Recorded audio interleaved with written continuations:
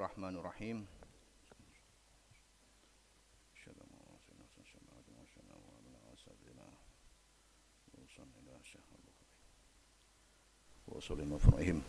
Al-Fatihah. A'udzubillahi minasyaitonir rajim. Bismillahirrahmanirrahim. Alhamdulillahirabbil alamin. Arrahmanirrahim. Maliki yaumiddin. Iyyaka na'budu wa iyyaka nasta'in. Ihdinas siratal mustaqim. Wal maghdubi 'alaihim waladdallin. Bismillahirrahmanirrahim. Babu ma yukrahu min tarki qiyamil lailih liman kana yaqumuhu. Bab menjelaskan tentang yang dimakruhkan meninggalkan bagi orang yang meninggalkan tidak bangun malam. Liman kana yaqumuhu, bagi orang yang bangun malam. Maksudnya apa? Maksudnya bangun malam tapi tidak sholat malam. Itu makruh.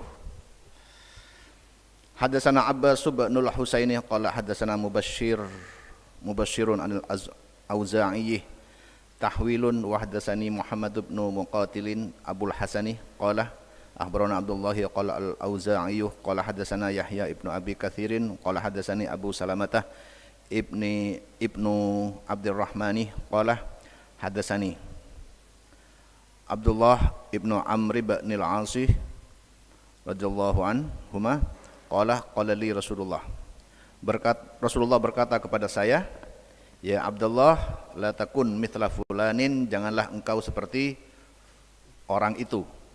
Karena yaqumu minal laili, dia pernah bangun malam, fatarokah qiyamal laili, meninggalkan ibadah malam. Wa qala Hisamun hadatsana Ibnu Abi al-Ishrinah qala hadatsana al-Auza'i qala hadatsana Yahya an Umar bin al-Hakamih ibni Thaubanah qala hadatsani Abu Salamah bihadza mislihi wa tabi'ahu Amr bin Abi Salamah anil Auza'i. Nah, ini intinya kalau kita bangun malam maka disunnahkan untuk sholat malam, ya walaupun satu rakaat, 2 rakaat. Di dalam kitab Al-Adhkar, Imam Nawawi menyatakan bahwa itu kitab Al-Adhkar itu kan menyebutkan tentang berbagai macam sunnah. Semua sunnah ada di kitab Al-Adhkar itu, mulai dari zikir, wirid, termasuk ibadah-ibadah sholat. Nah, kitab yang ditulis oleh Imam Nawawi tersebut begitu banyak kesunahan-kesunahan, sehingga beliau mengantisipasi suatu pertanyaan. Kalau semua sunnah ini diamalkan, ini kan nggak habis-habis.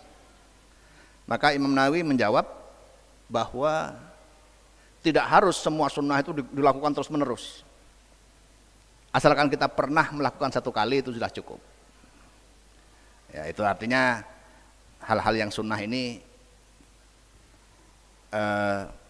tidak harus membuat kita merasa berat, ya, tidak harus memberatkan kita. Artinya ya kita tahu bahwa suatu ibadah itu sunnah, kita berusaha mengamalkan walaupun satu kali. Itu nggak harus terbebani harus melaksanakan terus menerus. Namanya sunnah itu kan diamalkan dapat pahala, tidak diamalkan tidak apa-apa. Babun hadatsana Ali bin Abdullah qala hadatsana Sufyanu an Amr bin Abil Abbas qala sami'tu Abdullah ibn Amrin radhiyallahu anhuma qala li Nabi sallallahu alaihi wasallam, alam uhbar annaka taqumul lailah wa tasumun nahar. Tidakkah diberitakan bahwasanya engkau bangun malam dan puasa di siang harinya? Qultu, saya menjawab, yaitu Abdullah bin Amr, inni af'alu dzalika, saya melakukan semua itu. Qala, Rasulullah menjawab, bersabda, fa innaka idza fa'alta dzalika hajamat 'ainuka wa nafihat nafsuka wa inna li nafsika haqqan wa li ahlika haqqan fasum wa aftir wa kum wa nam. Nah, ini yang penting, ya. Jadi kita tidak perlu dibingungkan dengan begitu banyaknya perbuatan sunnah yang tidak kita lakukan. Jadi kita tahu bahwa suatu perbuatan, suatu bacaan itu sunnah. Itu tahap pertama. Yang kedua, kita berusaha melaksanakan walaupun satu kali. Dan itu sudah bagus. Dan yang perlu juga diketahui itu ada pesan dari Kiai Maimun itu ya. Kalau kita yang santri, yang khusyuk umpamanya, itu dianjurkan kalau mau melaksanakan yang sunnah, itu dianjurkan melaksanakannya bukan di tempat umum, tapi di tempat, ya di rumahnya, jangan di masjid. Contohnya masalah sunnah itu sholat qobliyah, sholat ba'diyah, termasuk umpamanya sholat duha, yang itu hendaknya dianjurkan untuk tidak diamalkan di tempat umum, di masjid umum. Kenapa demikian? Karena dikhawatirkan kalau kita memberi contoh seperti itu, terlalu banyak sholatnya, qobliyahnya 4 rakaat, setelah itu fardu, setelah itu ba'diyahnya 4 rakaat ataupun 2 rakaat, dikhawatirkan orang-orang yang hendak tobat itu jadi malas. Wah, berarti orang tobat kayak begitu beratnya. Termasuk juga dikhawatirkan orang yang mau masuk Islam juga jadi takut, karena terlalu berat bagi mereka untuk, berarti seorang muslim yang baik harus seperti itu. Jadi yang ditampakkan di muka umum itu yang wajib saja, ya sholat fardunya, perkara mau tahajud, mau duha, itu diamalkan di rumah masing-masing. Atau sesekali tidak apa-apa di masjid untuk menunjukkan, sesekali, tapi bukan terus-menerus. Tujuannya apa? Ya untuk memotivasi orang yang belum mampu, yang masih abangan, yang masih bajingan kalau bahasa Maduranya, itu supaya mereka juga jadi tertarik untuk ikut. Nah, kalau mereka melihat para santri, kiainya sholat nggak berhenti-berhenti, maka mereka berpikir, duh berat sekali jadi orang muslim yang baik. Namun demikian tetap kita harus tahu fadilah-fadilah dari melakukan perkara sunnah itu, yang sudah disebutkan di dalam hadis-hadis sahih. Fa innaka idza fa'alta dzalika, apabila engkau melaksanakan semua itu. Jadi apabila Abdullah bin Amr ini melaksanakan malamnya puasa malamnya tahajud terus menerus, siangnya puasa terus menerus, nggak ada hentinya, maka hal itu sebenarnya kurang bagus, kata Rasulullah. Kalau fa innaka idza fa'alta dzalika, apabila engkau melakukan semua itu, hajamat ainukah, maka akan lemah matamu. Wa nafihat nafsukah, dan juga lemah dirimu. Wa innal nafsikah, padahal wa innal nafsikah haqqan, dalam dirimu itu ada kewajiban. Ada kewajiban yang harus engkau jaga. Dalam diri kita itu harus kita menjaga tubuh kita dari penyakit. Ini kalau penafsiran dari ulama Al-Qastolani, wa inna nafsika alaika haqqan gitu. Jadi kita itu punya kewajiban untuk menjaga tubuh kita agar sehat. Wa li ahlika haqqan, dan kita juga punya kewajiban kepada keluarga kita. Keluarga itu berarti istri dan anak. Fasum wa aftir, fasum maka berpuasalah, wa aftir dan jangan puasa. Jadi kalau mau puasa jangan puasa terus menerus di sehari puasa seharinya ndak, dan seterusnya. Wakum wanam, wakum dan bangun malam, wanam dan tidurlah. Enggak harus dilakukan tiap hari. Nah ini, jadi Islam itu tidak ingin, syariat Islam itu tidak ingin kita itu berubah total ya. Jadi orang yang seperti pendeta yang tidak menikah, atau seperti pendeta Katolik ya, tidak menikah. Kalau pendeta Protestan itu menikah. Juga kita tidak diinginkan seperti pendeta Buddha yang hanya setiap hari seperti meninggalkan duniawi, memakai baju cuma seperti baju ihram terus menerus, cuma 2 helai yang dipakai. Enggak, umat Islam itu sama dengan manusia-manusia yang lain, cuma dia tetap dianjurkan ibadah, yang mana tujuan ibadah itu salah satunya itu untuk merubah cara berpikir dia. Cara berpikir, innas sholata kana tanha anil fahsya'i wal munkar. Salat itu bisa mencegah dari kejelekan dan kemungkaran. Itu antara lain merubah karakter dan sebagainya. Tujuan sholatnya. Dan ada orang yang protes, seandainya saya itu bisa bisa merubah karakter saya menjadi orang yang baik, menjadi orang yang berbudi luhur, berakhlak mulia, tanpa sholat bagaimana? Ya beda. Ada seorang sufi yang ditanya, mana yang lebih baik? Orang khusyuk, sholatnya, ahli ibadah, tapi dia akhlaknya jelek, pemarah, suka memaki-maki orang, pelit, dan berbagai sifat buruk yang lain itu ada di orang yang ahli ibadah ini. Yang kedua, ada orang yang tidak pernah sholat, tapi akhlaknya sangat bagus, pemurah, dermawan, suka membantu orang, kemudian tidak pernah marah kepada orang, tidak pernah menyakiti orang, ucapannya selalu menyenangkan orang. Mana yang lebih baik di antara dua orang itu? Maka kata sufi ini, seorang ulama tasawuf ini menjawab, dua-duanya sama-sama baik. Dalam artian, ya orang yang khusyuk tapi akhlaknya buruk itu, kita doakan suatu kali siapa tahu dia akan menjadi tetap khusyuknya tetap, tapi kemudian juga sekaligus akhlaknya berubah. Dan siapa tahu untuk orang yang kedua, akhlaknya baik, kita doakan tetap akhlaknya baik, siapa tahu nanti juga dia akan juga jadi orang yang khusyuk. Jadi intinya itu bukan pilihan, dua-duanya harus kita lakukan. Nah, jadi inilah ibadah sebagai salah satu sunnah yang dianjurkan oleh syariat Islam. Itu bukan berarti terutama yang sunnah itu kalau sekiranya memberatkan kepada fisik kita, maka kita harus bisa mengukur diri. Mengukur diri termasuk dengan cara berkonsultasi kepada yang ahli kesehatan, kepada dokter. Kalau seandainya saya ibadah sampai sekian tidak tidur, itu kira-kira fisik saya bagaimana? Itu kan dokter yang tahu. Tergantung dari daya tahan setiap orang berbeda. Ada orang yang 3 jam tidurnya 3 jam itu tetap sehat. Ya seperti Gus Dur itu termasuk tidurnya itu rata-rata 3 jam. Tidur jam 1, nanti bangun jam 3, hampir tiap hari itu.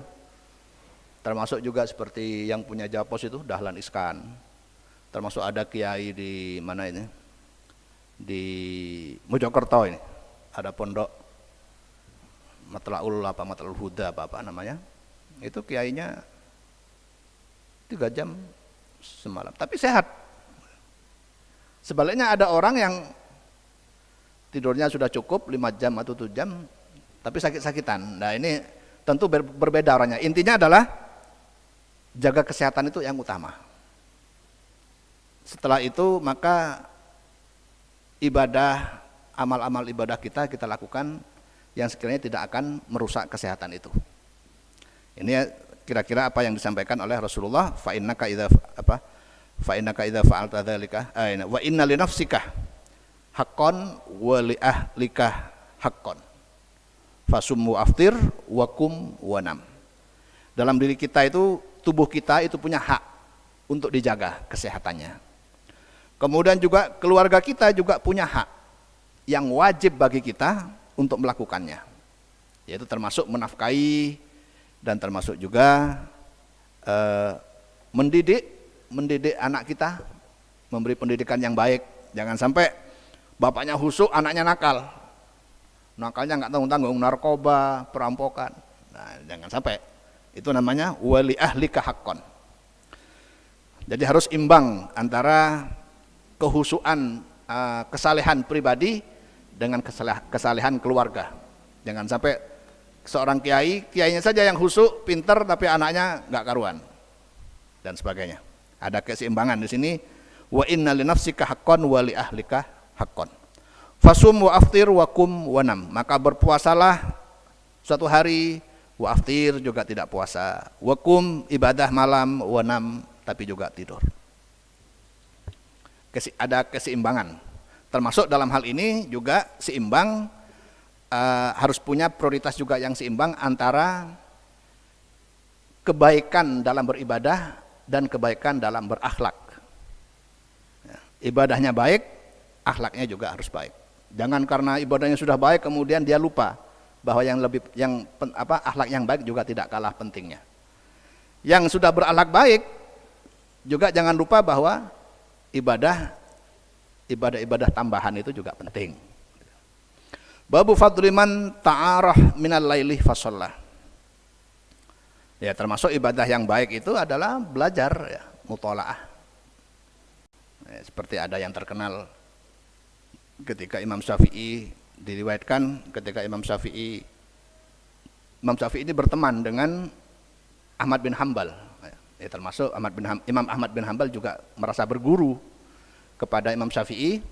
Tapi Imam Syafi'i itu walaupun Ahmad bin Hambal ini seperti muridnya, tapi Imam Syafi'i juga sangat mengagumi Ahmad bin Hambal karena kewaraannya, wara dan khusyuk selain alim. Nah, jadi suatu hari beliau mau datang bertamu ke rumah Ahmad bin Hambal. Nah, putrinya itu bertanya-tanya, penasaran, saya ingin tahu apa yang dilakukan oleh Imam Syafi'i ini. Nah, ketika beliau datang ke rumah beliau, itu apa yang dilakukan oleh Imam Syafi'i? Ketika makannya banyak sekali. Jadi makanan yang dihaturkan, yang disediakan oleh Imam Ahmad bin Hambal itu habis. Nah, ini putrinya bertanya-tanya, ini ulama kok doyan makan. Kemudian malamnya juga begitu, malam diintip mungkin ya, setengah mengintip gitu. Kok tidak ada tanda-tanda Imam Syafi'i ini sholat malam. Nah, jadi itu dilaporkan kepada ayahnya, kenapa demikian? Maka oleh ayahnya disampaikan kepada Imam Syafi'i. Kata Imam Syafi'i, saya makan banyak atas makanan yang diberikan oleh Imam Ahmad bin Hambal karena ingin mengambil barokahnya. Karena makanan Ahmad bin Hambal pasti makanan yang sangat halal. Maka saya makan banyak supaya dapat berkah. Jadi Imam Syafi'i itu walaupun lebih tua dan dianggap guru, itu beliau sangat hormat dalam segi yang itu. Jadi mengharap barokah dari muridnya. Yang kedua, adapun saya tidak sholat tadi malam, tapi saya sudah berhasil memecahkan 40 masalah umat, masalah fikih. Nah, itu artinya ibadah itu termasuk memecahkan masalah orang dalam segi hukum, itu juga bagian dari ibadah juga. Babu fadli man ta'arah minal laili fashollah, bab tentang keutamaan orang yang bangun malam fashollah kemudian sholat. Hadatsana Shadaqah binul Fadl akhbarana Al-Walid anil Auza'i qala hadatsani Umayr bin Hani'in qala hadatsani Junadatuh ibnu Abi Umayyah hadatsani Ubadatuh ibnu Samit an Nabi sallallahu alaihi wasallam qala Nabi bersabda, man ta'arah minal laili, barang siapa yang bangun malam. Arti asalnya ta'arah itu bersungguh-sungguh ya.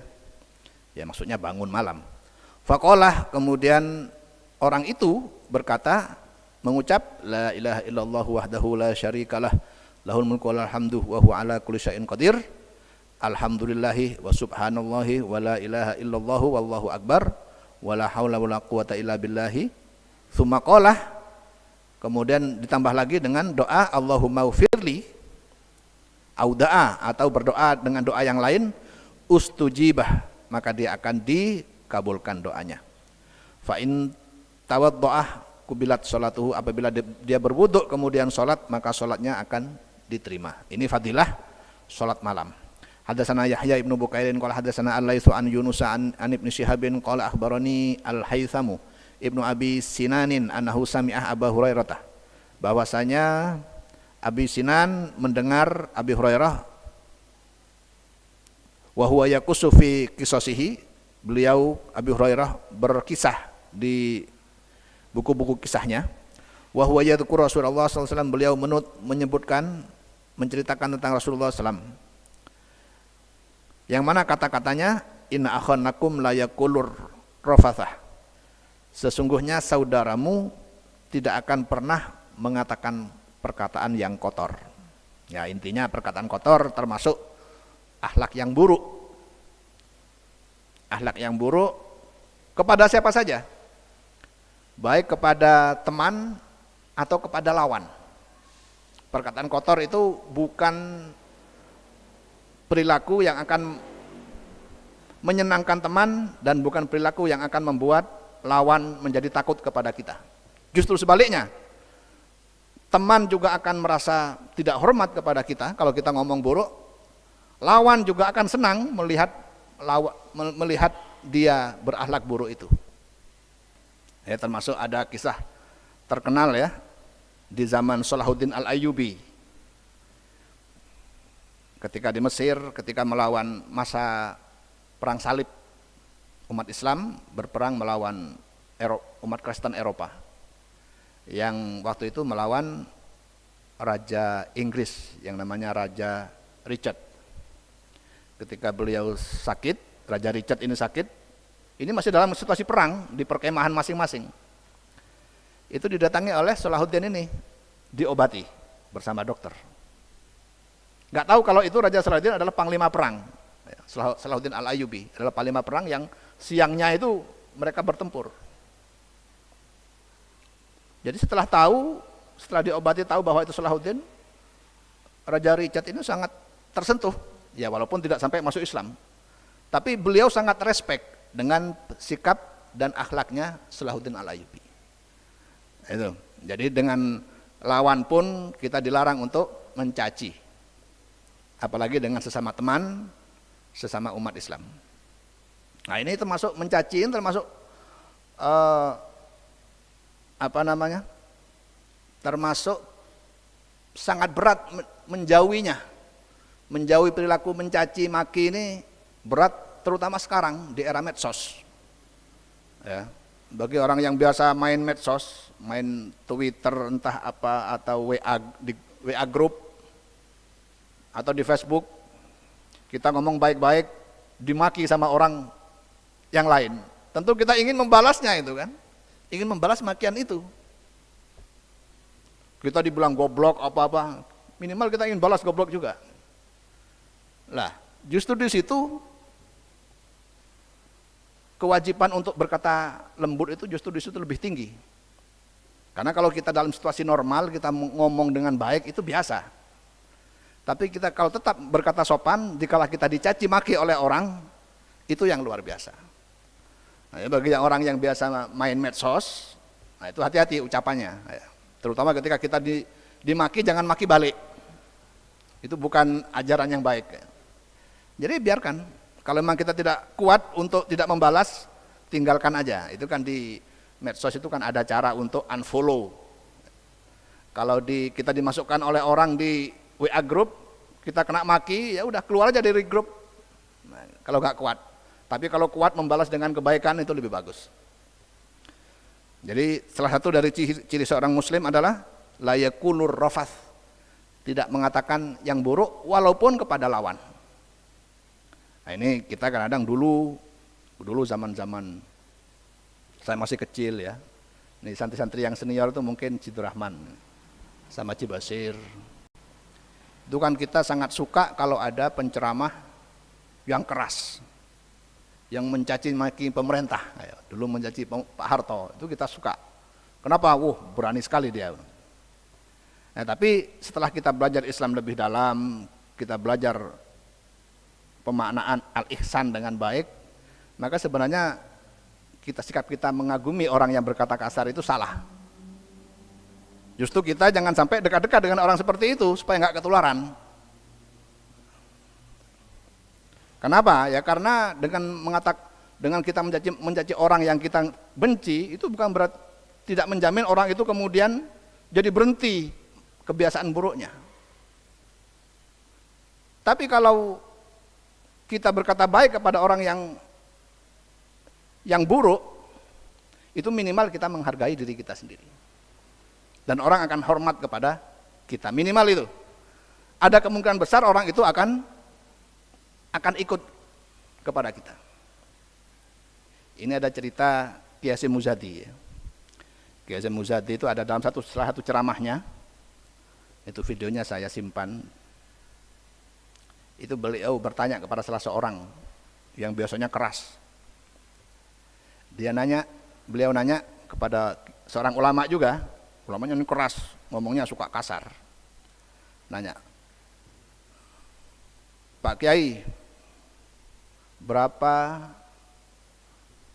ada berapa orang non muslim yang masuk Islam karena cara dakwahnya sampean itu? Kata orang yang keras itu, enggak pernah ada, satu pun enggak pernah. Mereka dekat dengan saya aja, melihat saya aja takut. Terus Kiai Hasyim bercerita, kalau saya, alhamdulillah, di pondok saya, baik yang di pondok Al-Hikam, mana itu, Depok ya, maupun Al-Hikam yang Malang, itu hampir tiap hari ada orang non muslim yang masuk Islam. Ya karena dakwah NU itu kan dakwah yang seperti itu, dakwah yang menjaga mulutnya untuk tidak mengatakan hal-hal buruk kepada siapapun, termasuk kepada lawan. Nah itu, ini pesan Rasulullah, inna akhan lakum la yakulur rafath. Rasulullah seorang muslim tidak akan pernah mengatakan perkara yang buruk. Muslim yang baik maksudnya ya, yang berakhlak. Yakni bidzalika Abdullah bin Rawahah, yang dipuji oleh Rasulullah itu adalah Abdullah bin Rawahah yang selalu memiliki kata-kata yang lembut. Nah, Abdullah bin Rawahah pernah berkata ini, memuji Rasulullah, wa fina Rasulullahi yatlu kitabahu idzan syaqqa ma'rufun minal fajri sati'un. Wa fina Rasulullah, dan Rasulullah ketika bersama kita, beliau dalam keadaan membaca Al-Quran. Idzan syaqqa ma'rufun minal fajri sati'u, ketika fajar yang terkenal itu telah menyingsing, fajar telah menyingsing. Aronal huda ba'dal ama fakulubuna bihi mukinatun annama qala waqi'un. Aronal huda ba'dal ama, Rasulullah telah memberikan kita petunjuk ba'dal ama, setelah kita mengalami kesesatan. Fakulubuna bihi mukinatun, maka hati kita menjadi yakin, annama qala waqi'u, bahwasanya ucapannya itu nyata. Ucapan beliau Rasulullah. Yabitu yujafi jambahu an firashihi. Rasulullah itu orangnya selalu bangun pada malam hari. Idzas tathqalat bil musyrikinal madaji'u, tak kala di mana orang-orang musyrik itu tidur lelap. Ini intinya, syair ini intinya adalah satu, Rasulullah orangnya yang sangat memiliki karisma dan wibawa dan menyenangkan pada semua orang. Itu pun beliau termasuk orang yang memiliki karisma pribadi, akhlak yang baik, tapi juga tidak lupa untuk selalu rajin ibadah sunnah, ibadah. Ini intinya. Tabahu Uqailun wa qala Zubaydiyyu akhbarani Zuhriyu an Sa'idin wal A'raju an Abi Hurairah. Hadatsana Abu Nu'man qala hadatsana Hammad bin Zaidin an Ayyuba an Nafi'in an Ibnu Umar radhiyallahu anhuma qala ra'aitu ala ahdi Rasulullah sallam. Saya melihat pada masa Nabi ka'an nabiyadi kit atas tabrok ya. Istabrokin.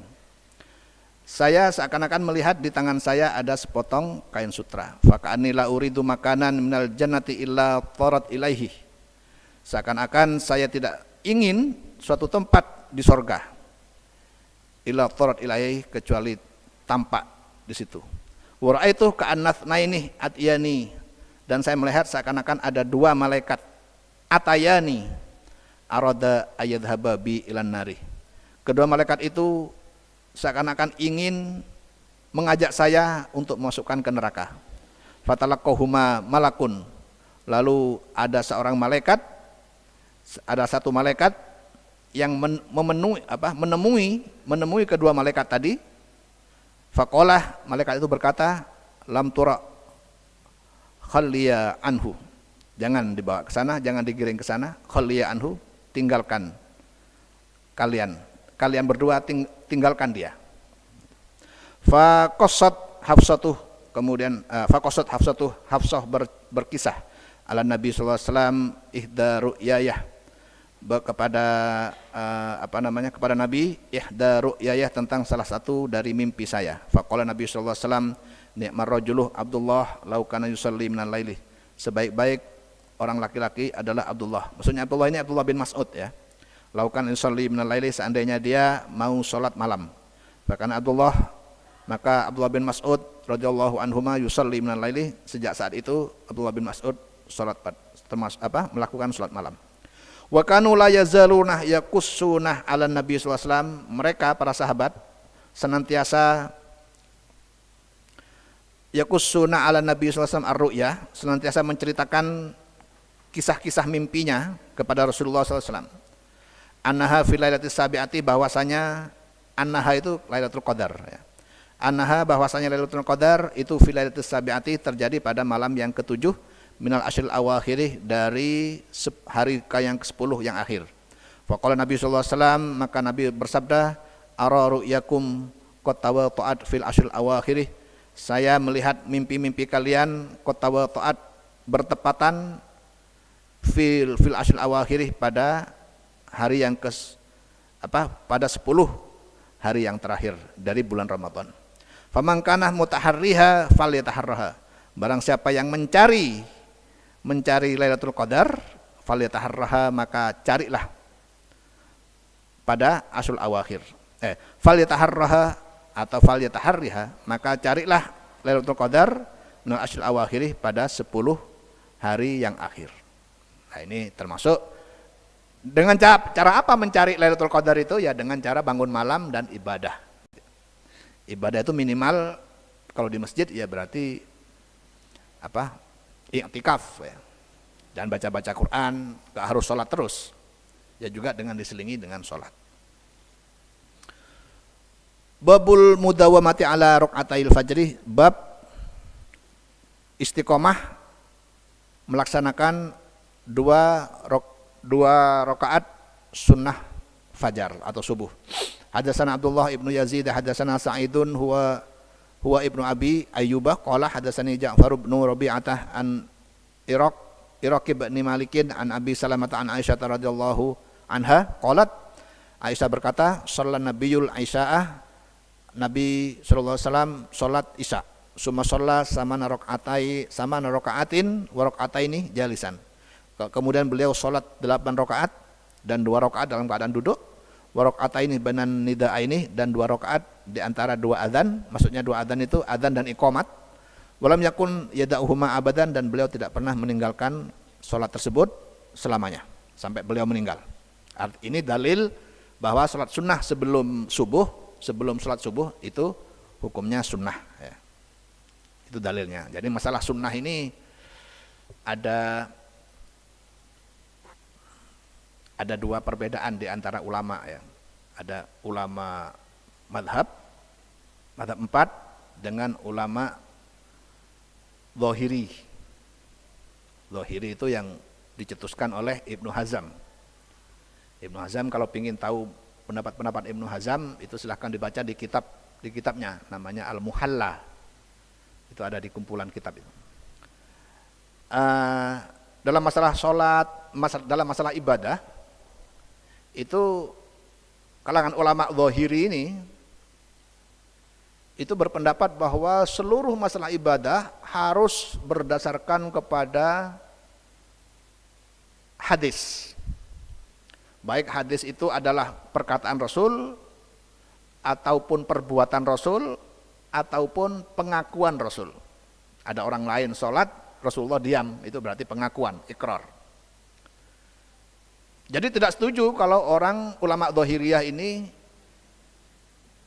kepada pendapat para madhab 4. Di mana madhab 4 itu mengatakan bahwa kesunahan ibadah itu bisa juga tidak berdasarkan kepada sunnah, kepada hadis, tapi kepada kias, dikiaskan. Nah, itu tidak setuju. Makanya kita kadang-kadang sering konflik argumen dengan kalangan ulama, para orang-orang salafi wahabi tentang suatu masalah. Itu karena dari awal, dari ujungnya itu, dari hilirnya itu sudah begitu. Jadi kita itu yang penting tidak harus persis ada hadisnya. Selagi ada hadis yang umum menyatakan sesuatu itu baik, maka kita boleh melakukannya kapanpun. Sementara kalau orang seperti orang salafi, orang wahabi, itu harus persis ada hadisnya. Contohnya begini, bersalaman ketika sholat, itu kan nggak ada hadisnya. Nah, ini dianggap bid'ah oleh orang wahabi. Bid'ah itu nggak ada sholat, nggak ada hadisnya. Tapi ulama madhab Syafi'i menyatakan itu sunnah. Kenapa? Berdasarkan kepada keumuman hadis, sunnahnya berjabatan tangan. Tasofahu yadhabil ghilluh an qulubikum. Kalian lakukanlah bersalaman, karena jabatan tangan itu bisa menghilangkan rasa tidak enak dari hati kalian masing-masing. Nah, dari hadis tersebut yang bersifat umum, maka Imam Nawawi di dalam Syarah Muslim menjelaskan hadis ini juga bisa dipakai untuk bersalaman di mana saja, termasuk ketika setelah sholat. Tapi dengan syarat, kata Imam Nawawi, asalkan sebelumnya belum salaman, ketemunya baru di salaman itu, di sholat itu, ya udah salaman, sunnah. Nah, gitu. Kalau kalangan dohiri, termasuk kalangan salafi ini kebanyakan orang dohiri ya, kebanyakan itu menyatakan kalau nggak ada hadisnya yang persis ya udah bid'ah itu. Nah, karena sudah dari awal sudah beda cara berpikirnya, ya otomatis nggak akan ketemu di ujungnya. Jadi nggak usah heran ya. Jadi kita kalau beda pendapat dengan kelompok itu, ya biarin aja. Tapi yang penting kita juga harus tahu cara dasar pengambilan hukum dari kalangan madhab Syafi'i dan juga madhab-madhab yang lain. Termasuk nanti mungkin akan saya bahas di Al-Um masalah puasa Rajab ini. Puasa Rajab itu memang diakui oleh seluruh ulama madhab 4, itu tidak ada hadisnya yang secara spesifik menganggap puasa Rajab ini sunnah, itu tidak ada. Jadi bahwa puasa Rajab adalah sunnahnya sekian-sekian, itu enggak ada. Kalau ada, itu hampir semuanya maudhu. Hadis maudhu semua. Itu nanti kita bahas berikutnya. Di Al-Umnya aja. Hadatsana Abdullah Aisyah qalat kana Nabi sallallahu alaihi wasallam idza shalla rakaatil fajr itaja'ah ala shikil aiman. Sebentar. Babud dija'ati ala shikil aiman. Bab tidur miring ke ala shikil aiman nih pada sisi kanan. Ba'da rakaatil fajr setelah salat sunnah qabliyah subuh. Hadatsana Abdullah ibnu Yazidah qala hadatsana Sa'id ibnu Abi Ayyubah qala hadatsani Abul Aswadih an Urwah bin Zubair an Aisyah radhiyallahu anha qalat kana Nabi sallallahu alaihi wasallam idza shalla rakaatil fajr, apabila Rasulullah salat sunnah qabliyah ya, ittaja'ah ala shikil aiman, lalu beliau tidur-tiduran dengan miring ke kanan.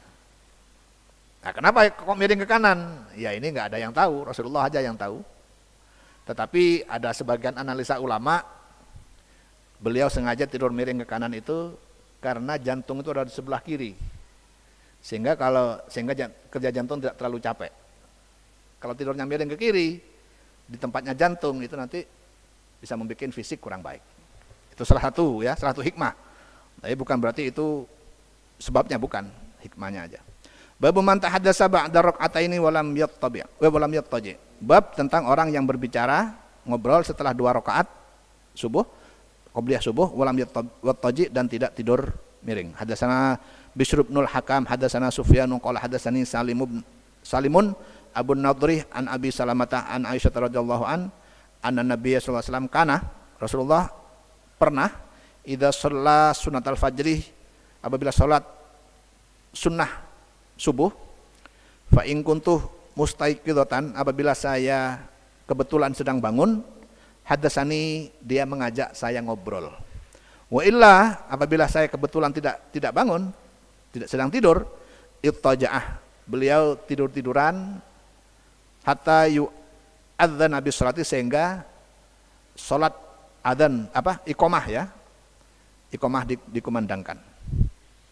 Babu ma ja'a fit tatawu'i masna, bab dalil yang menyatakan bahwa sholat itu 2 rakaat. Wa yudhkaru dzalika an Ammarin wa Abi Dzarrin wa Anasin wa Jabir bin Zaidin wa Ikrimah wa Zuhri radhiyallahu an. Wa qala Yahya ibnu Sa'id al-Ansari, ma adraktu fuqaha ardina, saya tidak pernah menemui ahli fikihnya tanah kami ini maksudnya Madinah, illa yusallimuna, kecuali mereka mengucapkan salam ketika sholat, fi kullis nataini, di setiap 2 rakaat, minan nahari, pada waktu siang.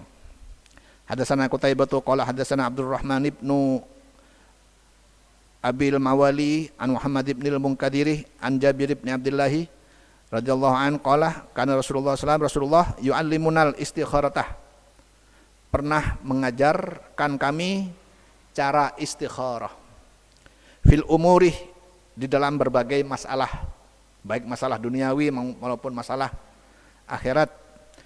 Kama yu'allimuna as-suratah minal Qur'ani, sebagaimana beliau pernah mengajarkan kami bacaan surat Quran. Yaqulu, beliau bersabda, idza hamma ahadukum bil amri, apabila kalian, salah satu dari kalian bermaksud akan sesuatu, falyarka rakaataini, maka salatlah 2 rakaat, min ghairil fardhati, selain salat fardu, berarti salat sunnah. Ini berarti ini dalil hadis tentang salat istikharah. Tsummal yaqul, kemudian berkatalah atau berdoalah setelah 2 rakaat, berkatalah, Allahumma inni astakhiruka bi ilmika, ya Allah, ini astakhiruka, saya minta pilihan padamu, bi ilmika, dengan ilmumu, wa astaqdiruka bi qudratikah, dan saya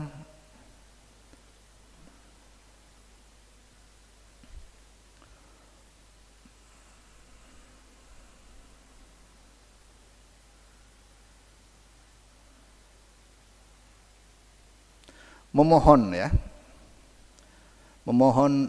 dengan memohon ketetapan gitu ya kepadamu, bi qudratikah, dengan kudrahmu, dengan kemampuanmu, wa as'aluka min fadlikah, dan aku memohon dengan keutamaanmu yang agung, fa innaka taqdiru wa la aqdiru, engkau kuasa pada sesuatu yang aku tidak kuasa, wa ta'lamu wa la a'lamu, engkau tahu kepada sesuatu yang aku tidak tahu, wa anta 'allamul ghuyubih, dan engkau adalah zat yang maha tahu kepada perkara yang gaib. Allahumma in kunta ta'lamu, ya Allah, apabila engkau tahu, anna hadzal amrah, bahwa perkara ini khairun li, lebih baik bagiku, fi dini, pada agamaku, wa ma'ashi, dan kehidupanku, wa akibati amri, dan akhir perkaraku. Au qalah, atau mengatakan ajili amri wa ajilihi, kepada perkaraku yang dekat ataupun yang jauh. Faqdurhu li, maka tetapkanlah hadal amr padaku, wa yassirhu li, dan mudahkanlah perkara itu padaku. Summa barik li fihi, kemudian berilah berkah perkara itu padaku. Wa in kunta ta'lamu anna hadal amr syarrun li fi dini, apabila engkau mengetahui bahwa perkara ini itu akan buruk bagiku, kepada agamaku dan kepada kehidupanku, wa akibati amri, dan kepada ujung hidupku. Au qalah, atau dia mengatakan fi ajili amri wa ajilihi, kepada masa yang sekarang maupun yang akan datang, yang jauh.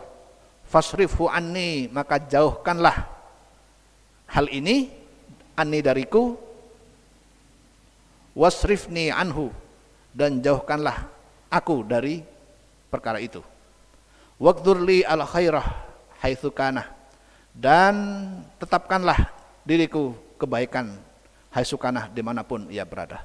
Tsumma ardini bihi, kemudian berilah keridhaan padaku atas perkara itu. Qala, kemudian Nabi berkata, wa yusammi hajatahu, dan sebutkan hajatnya. Jadi itu doanya ya, yang langsung dari Rasulullah. Doa istikharah. Nah, perlu diketahui ya, kalau istikharah versi Rasulullah, versi hadis, bukan versi ulama tasawuf. Istikharah versi hadis ini itu nggak perlu menunggu mimpi. Ya, jadi kita sholat istikharah. Jadi umpamanya kita dihadapkan dalam dua hal yang bingung. Punya calon umpamanya bagi yang belum nikah, punya calon dua, A dan B. Ini sama-sama imbang penilaiannya. Maka istikharah, mana yang lebih baik?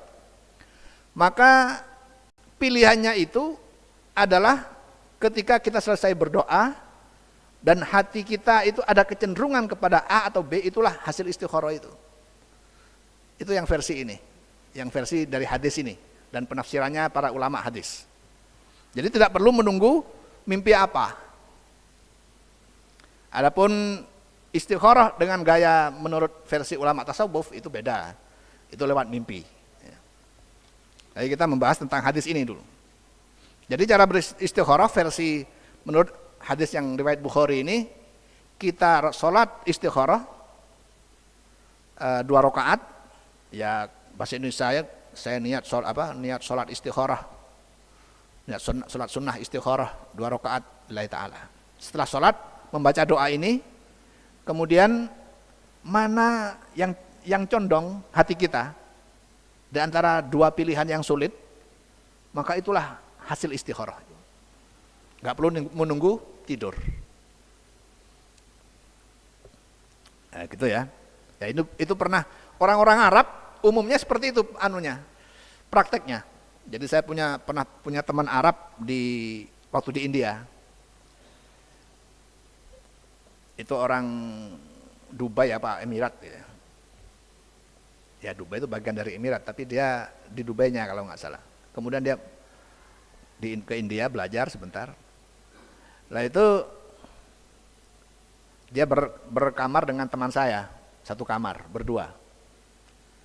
Nah dia pingin beli kulkas, karena di India itu panas, dia pingin beli kulkas. Sama teman saya itu nggak boleh. Udah akhirnya karena dia maksa, kemudian udah kamu istikharah saja dulu. Nah istikharahnya gimana? Ya udah dia sholat sunnah istikharah, kemudian berdoa seperti ini. Selesai langsung ngomong lagi sama teman, istikharah saya sudah baik, saya harus beri kulkas. Nah, itu hasil istikharah seperti itu memang. Kalau di Arab dan sesuai dengan yang di hadis ini. Hadatsana Al-Makki Ibnu Ibrahim an Abdullah ibni Sa'id an Amir ibni Abdullah ibni Zubairi an Amr ibni Sulaimin Az-Zuraqi. Sami'ah Abu Qatadah, beliau mendengar dari Abu Qatadah Ibnu Ribai Al-Ansari, qala Nabi sallallahu alaihi wasallam, idza dakhala ahadukum al-masjid fala yajlis hatta yusalli rak'ataini. Apabila kalian masuk masjid, maka hendaknya tidak duduk kecuali salat dulu 2 rakaat, yaitu salat tahiyatul masjid. Itu kalau kita masuk masjid itu belum dimulai sholat berjemaah ya. Kalau dimulai sholat berjemaah ya nggak perlu sholat sunnah. Tapi kalau belum dimulai sholat berjemaah, dianjurkan sholat sunnah. Begitu juga termasuk ketika Jumat. Ketika Jumat itu walaupun khotib sedang baca khutbah, itu tetap disunahkan menurut mazhab Syafi'i, tetap disunahkan melaksanakan sholat tahiyatul masjid.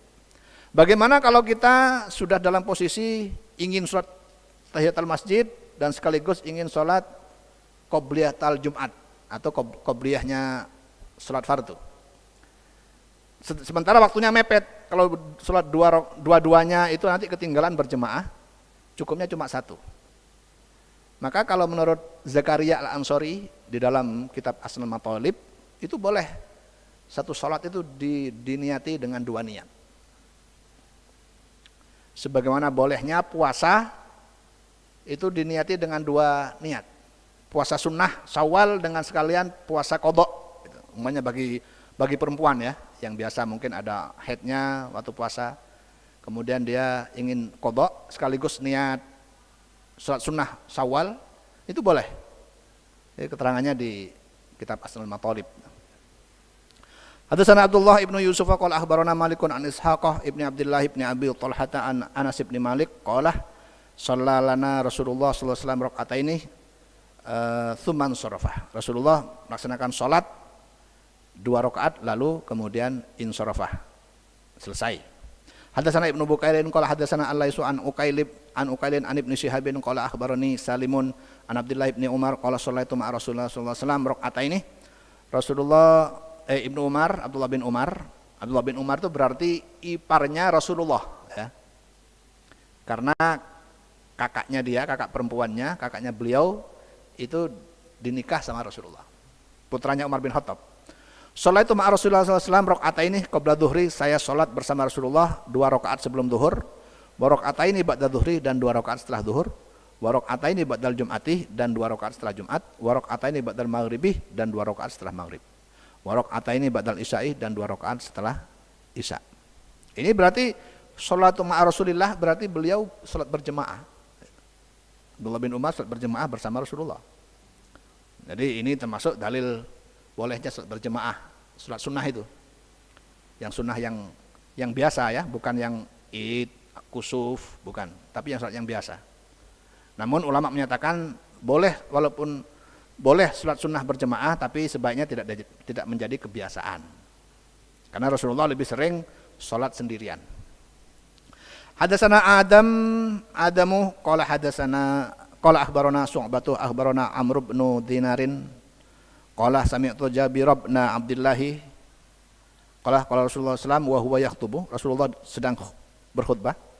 Idza jaa ahadukum wal imamu yakhutubu, apabila kalian datang ke masjid sedangkan imam sedang berkhutbah, au qad kharaja, atau keluar dari rumahnya dekat masjid. Ini kharaja ini kasusnya dalam kasus Rasulullah ya.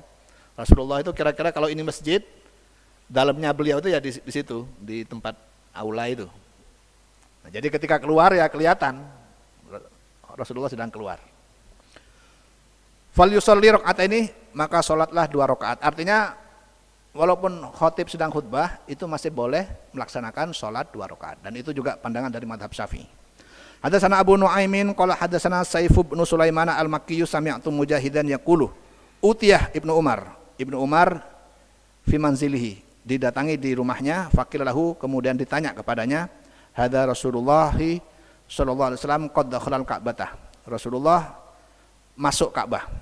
Qala kemudian fa aqbaltu, qala Ibnu Umar berkata fa aqbaltu, maka saya menyusul beliau ke Ka'bah. Fa ajidu Rasulullah SAW qad kharajah, saya menemukan Rasulullah keluar dari Ka'bah. Wa ajidu Bilalan indal babi, dan saya menemukan Bilal berada di samping pintu Ka'bah, qaiman, dalam keadaan berdiri. Fakultu, saya berkata, saya ini Abdullah bin Umar, ya Bilalu shalla Rasulullah SAW fil Ka'bati, apakah Rasulullah sholat di Ka'bah? Nah, bahasa Arab Saudi itu kalau yang tidak resmi, yang amiyah, itu ketika bertanya itu nggak pakai adatul istifham, nggak pakai hal atau nggak pakai, langsung nadanya saja yang pertanyaan. Ya, sampai sekarang seperti itu. Jadi ini beliau bertanya, shalla Rasulullah fil Ka'bah, nggak pakai hal shalla Rasulullah. Nah, itu biasanya bahasa sampai sekarang itu bahasa amiyah seperti itu, nggak pakai kata tanya. Apakah Rasulullah sholat di dalam Ka'bah tadi? Qala, Bilal berkata, na'am ya. Qultu, saya berkata, Ibnu Umar, fa'inah, di mana? Qala, Bilal berkata, baina hatainil ustuwanataini, di antara dua tiang di dalamnya. Summa kharaja fa shalla raka'ataini fi wajhil Ka'bati, lalu beliau keluar dan sholat 2 rakaat. Beliau itu maksudnya Rasul ya. Fi wajhil Ka'bati, di depan Ka'bah. Qala Abdullah, qala Abu Hurairah radhiyallahu an awsanin nabiyyu bi raka'atay duha, Rasulullah berwasiat untuk melaksanakan 2 rakaat salat duha. Wa qala Idban berkata, ghada Aliyun. Sebentar. Ghada alayya Rasulullah sallallahu alaihi wasallam wa Abu Bakar wa Abu Bakrin ba'da mamtaddan naharuh wa sufafna wara'ahu faroka'ah ini. Ghada itu maksudnya ya pagi-pagi ya, pagi agak siang. Datang kepada saya Rasulullah dan Abu Bakar ba'da mamtaddan naharuh, setelah agak lama siangnya, berarti sudah kira-kira jam-jam 8, 9 sampai 11. Wa sufafna wara'ahu imtaddan naharuh wa sufafna wara'ahu, dan kami berbaris di belakang Rasul. Faroka'ah ini, lalu Nabi salat 2 rakaat. Ini termasuk dalil yang dipakai bahwa sholat duha itu dilaksanakan secara berjemaah. Ya, termasuk ada yang membiasakan berjemaah itu di mana itu? Pondok Ketapang ya. Kan beda acara hall sholat duha berjemaah. Yaitu dalilnya yang dipakai ini dari Idban, sahabat Idban.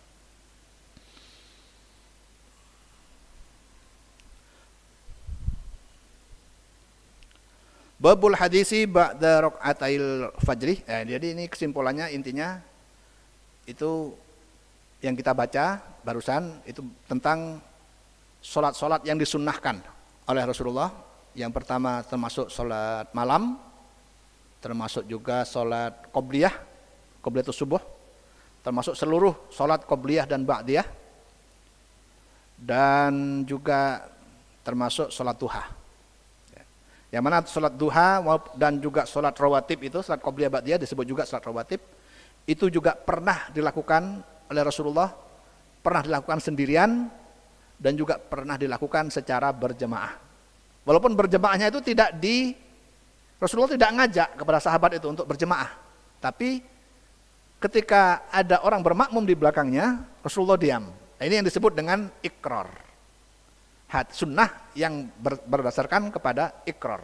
Artinya Rasulullah tidak melarang.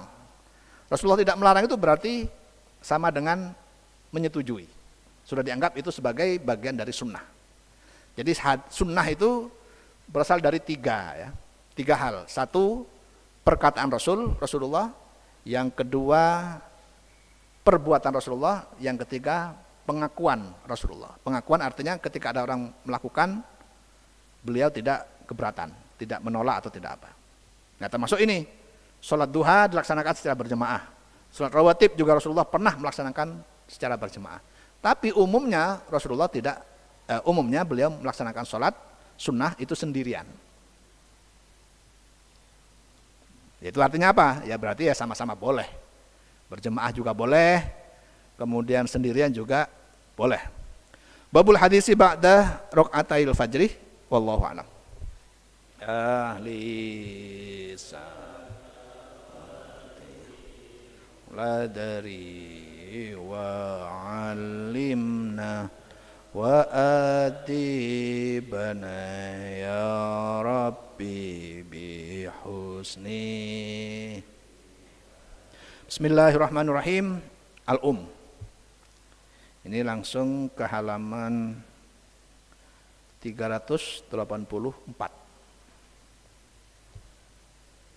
Ini saya langsung ngutip ini karena ada kaitannya dengan Rajab ya. Yaitu di bab al-ibadatu lailatal idaini. Ibadah di malam 2 hari raya. Saya baca dulu. Akhbarana Ar-Rabi'u qala akhbarana Syafi'i qala akhbarana Ibrahimu ibnu Muhammadin qala akhbarana Thawr bin Yazidah an Khalid bin Mi'dan an Abi Darda'i qala man qama lailatal idi mutasiban lam yamut qalbuhu hina tamutu al-qulubu. Terus kemudian seterusnya qala Imam Syafi'i berkata wa balagna annahu kana yuqalu. Wa balagna annahu kana yuqalu, dan telah sampai kepada kita suatu riwayat bahwasanya dikatakan inna du'aa yustajabu fi khamsi layalin, bahwasanya doa itu diistijabah, dikabulkan fi khamsi layalin apabila diucapkan pada 5 malam. 5 malam berikut. Apa saja? 1, fi lailatil jum'ati, pada malam Jumat. Ini juga termasuk dalilnya orang tahlilan ya. Malam Jumat termasuk malam di istijabah doa. Yang kedua, Lailatul Adha. Malam Idul Adha. Yang ketiga, Lailatul Fitri, malam Idul Fitri.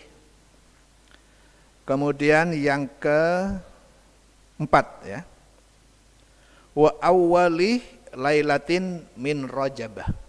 Ini Rajab ini bisa ghairul munsharif, bisa munsharif.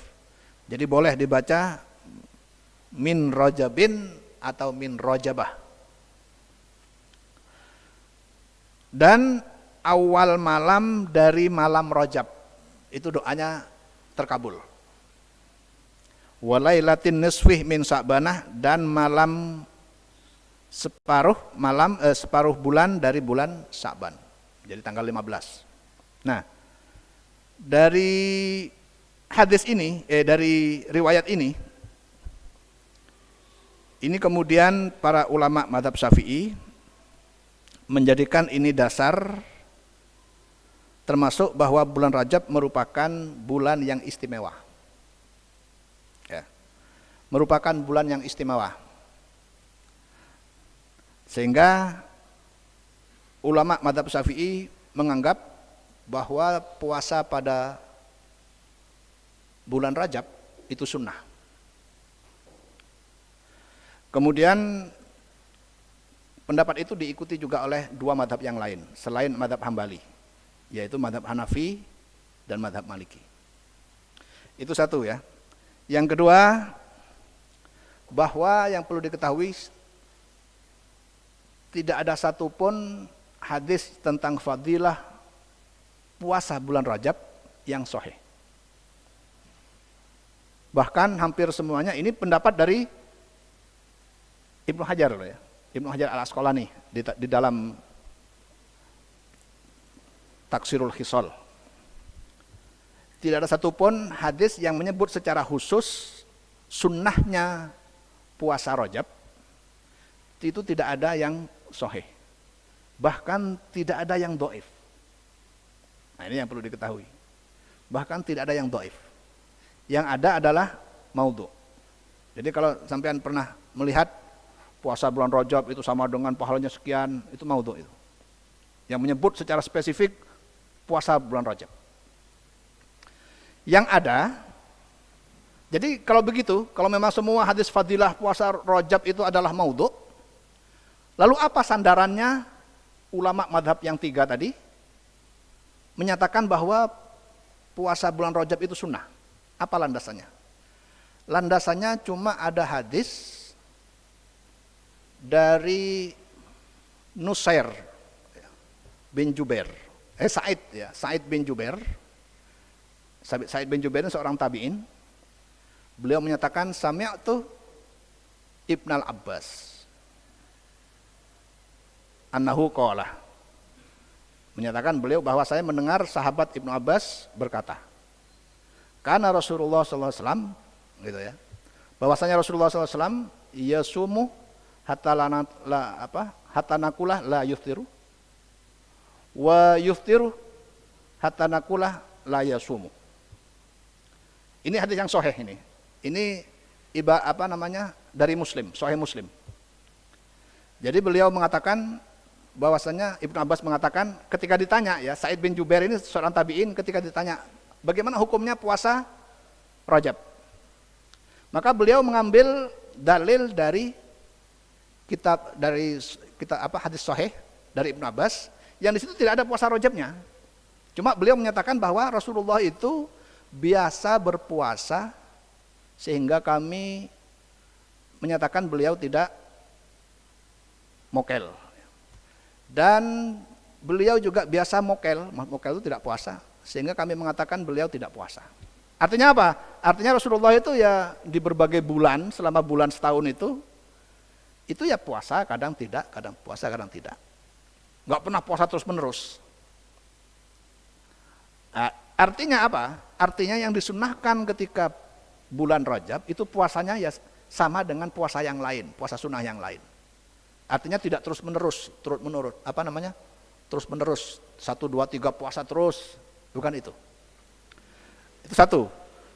Dalil yang kedua yang dipakai oleh para ulama jumhurul madzhab selain Hambali adalah hadis yang menyatakan bahwa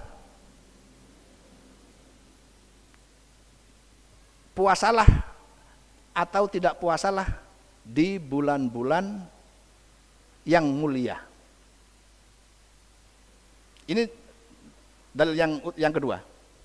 Jadi boleh puasalah kalian atau watruk dan tinggalkan. Sum watruk fi ashuril hurum, di bulan-bulan yang mulia. Bulan-bulan yang mulia itu apa? Ada 4. 1 Muharram, yang kedua Rajab, yang ketiga Dzulqa'dah, yang keempat Dzulhijjah. Itu ashurul hurum. Yang disebut dengan ashurul hurum itu 4 ini. Muharram, Rajab, Dzulqa'dah, Dzulhijjah. Nah, jadi 2 hadis ini yang dijadikan dalil puasa itu sunnah. Itu pun yang utruk wasum, itu pun hadisnya menurut Ibnu Hajar Al-Asqalani termasuk dhaif. Tetapi kita sepakat bahwa dalam masalah fadhailul amal boleh kita mengambil dalil dari hadis dhaif. Itu pun masih ada sum watruk. Ya puasalah sekali-kali 1 hari, ya hari berikutnya nggak usah puasa. Jadi jangan terus-terusan. Karena ada saya langsung kutipkan dari Ibnu Hajar, beliau adalah ulama Ahlus Sunnah wal Jamaah, dan beliau jelaskan hadis ini karena masih ada sebagian tradisi yang puasa itu sampai 1 bulan. Puasa Rajab 1 bulan itu nggak benar. Nah gitu loh maksud saya. Jadi yang benar itu puasa ya nggak usah urut sesuai dengan kebiasaan sebelumnya. Kecuali kalau memang kebiasaan sebelumnya puasanya urut terus-terusan biasa gitu. Jadi tidak mengistimewakan bulan Rajab. Nah, jadi itu cuma dalil yang dipakai, 1 hadis sahih, itu pun tidak menyebut secara spesifik, hadis sahih Muslim tidak menyebutkan secara spesifik tentang puasa bulan Rajab. Hanya saja Rasulullah itu biasa kadang-kadang puasa, kadang tidak. Itu aja. Tapi konteksnya jawaban Ibnu Abbas berkaitan dengan bulan Rajab. Yang kedua, ada sebutan sunnahnya puasa di bulan-bulan mulia, 4 bulan mulia tadi. Yang dimana di situ bulan mulia itu termasuk bulan Rajab di dalamnya. Nah, hadis yang kedua adalah hadis dhaif. Hadis dhaif dalam masalah fadhailul amal bisa digunakan, tapi intinya kesimpulannya adalah bahwa sunnahnya itu bukan terus-menerus, apalagi sampai 1 bulan. Itu intinya. Bahkan termasuk dengan itu pun dengan memakai hadis yang dhaif tadi, yang utruk sum watruk itu fi ashuril hurum. Nah, itu saya kira hal yang yang mungkin ada sebagian yang belum tahu tentang masalah puasa Rajab ya. Puasa Rajab itu sunnah sebagaimana sunnahnya puasa di bulan-bulan yang mulia yang 4 tadi. Muharram, Rajab, Dzulqa'dah, Dzulhijjah. Jadi tidak ada hadis satupun hadis yang menyebut secara khusus sunnahnya puasa di bulan Rajab, itu tidak ada. Kalau ada hadis seperti itu, kata Ibnu Hajar Al-Asqalani, itu hadis maudhu semuanya. Hampir semuanya maudhu. Yang maksimal yang dhaif itu cuma yang menyebut sunnahnya puasa di Ashuril Hurum, di bulan-bulan mulia yang 4. Saya kira itu. Mungkin ada yang bertanya, silahkan. Kalau ada? Ada? Ada? Wallahu a'lam. Ahli sa'wati uladari wa alim wa ya Rabbi bi husnir kalamun qadi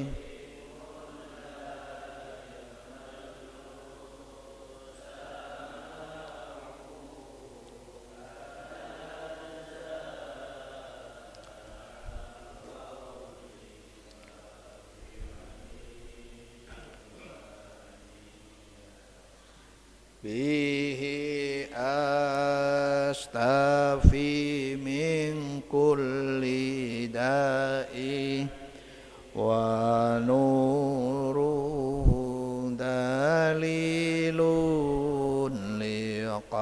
قلبي عند جهلي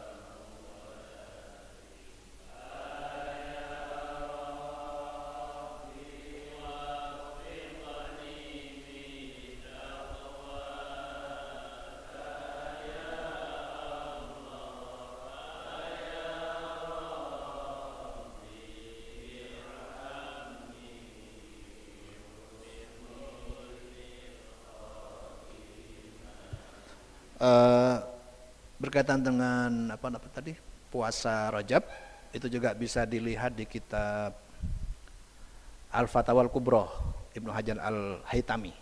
Yang tadi Asqalani, yang ini Haytami. Al-Fatawa Al-Kubra Al-Fiqhiyah itu ada bisa dilihat versi digitalnya ya di kantor Madin, bisa dikopi di situ. Fatawa Al-Kubra Fatawa Al-Fiqhiyah Al-Kubra Ibnu Hajar Al-Haytami. Nah, itu Ibnu Hajar juga menjelaskan, memastikan bahwa hampir semua hadis yang menyebut secara khusus sunnahnya puasa Ramadan itu maudhu atau palsu. Assalamualaikum warahmatullahi wabarakatuh.